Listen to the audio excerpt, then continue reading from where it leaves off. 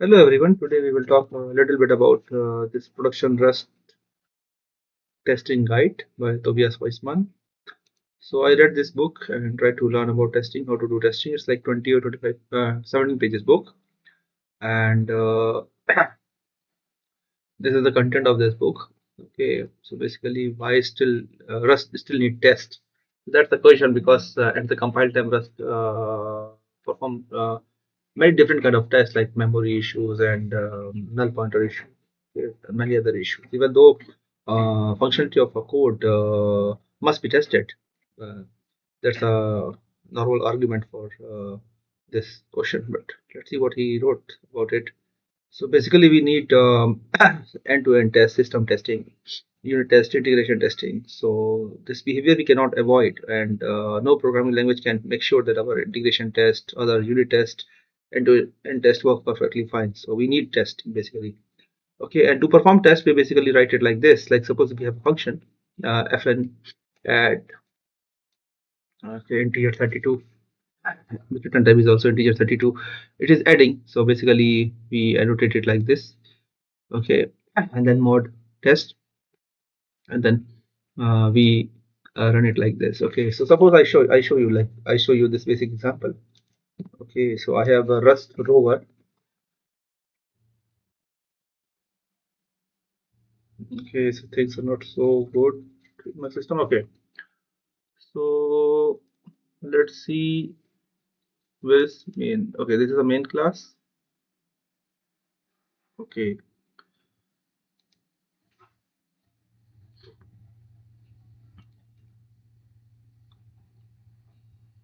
hmm.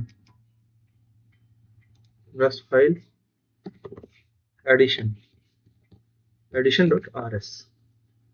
Okay, so I added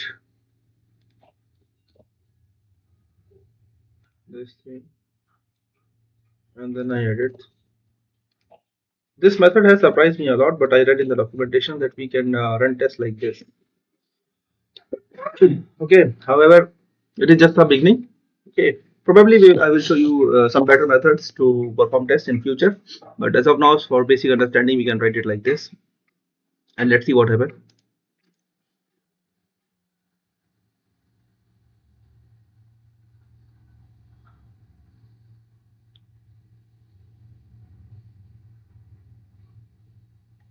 Mhm.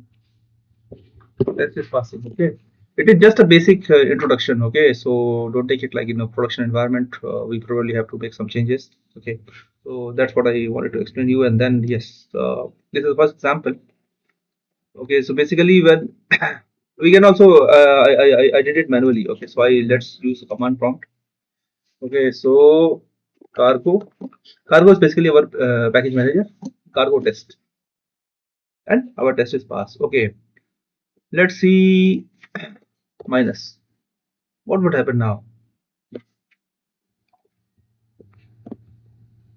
And test is failing. Yeah, it makes sense because 2 3 minus it will be -1.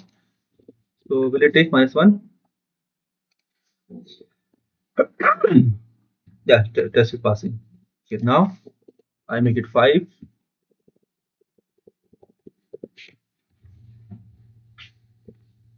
Yeah, and cargo test, and test is passing. Okay, so basically, yeah, this is basic one unit test example. Okay, let's do some experiment. Let's make it comment it out. Why I need this thing? I have seen a lot. Like, okay, so I comment it out. Will it work? Let's see. It will work. Okay, but commenting makes sense because it makes us easy to understand why what is this and why we are using it. Okay, so this is like very basic introduction of Rust testing. Okay. Okay, so probably in the next video we will learn about the integration test and some smoke testing. Okay, we will end this video because it's a very short video, basic introduction of Tobias Weissman production Rust testing guide. So thank you very much for watching this video and see you in the next video. Okay, yeah.